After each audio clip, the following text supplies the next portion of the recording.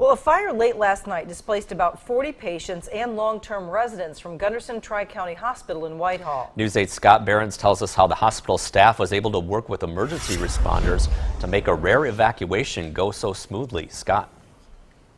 Mike and Martha, the hospital says the fire broke out because of a faulty heating and air conditioning unit. They say this is the first time an incident like this has happened, but they were ready for it because of training the staff receives every year. Made my way up to the third floor, found heavy smoke on the third floor. Reisman arrived at the hospital just before the fire department. The residents had already been removed from the area. When he showed up, the hospital staff had already moved several patients and residents out of harm's way. Everybody responded quickly, did their job, knew what they were supposed to do.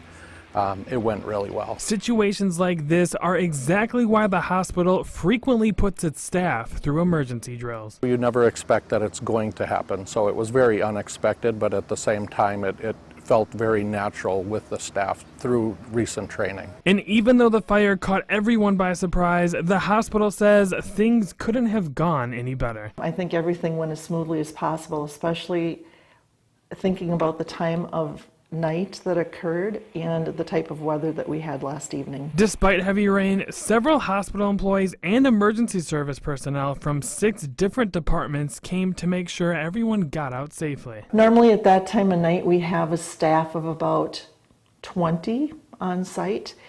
By the time that the word was sent out that we had an emergency in place, I would say we had 120 staff respond to help and probably 70 local fire and emergency personnel. And despite some smoke damage, the hospital says things could have been much worse. We do have some damage here, but it'll be limited to smoke cleanup. The fire was very small.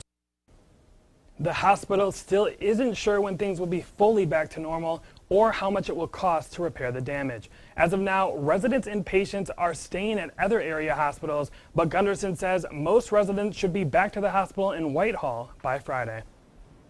And thanks a lot, Scott. And also the hospital says that everyone was evacuated with no injuries.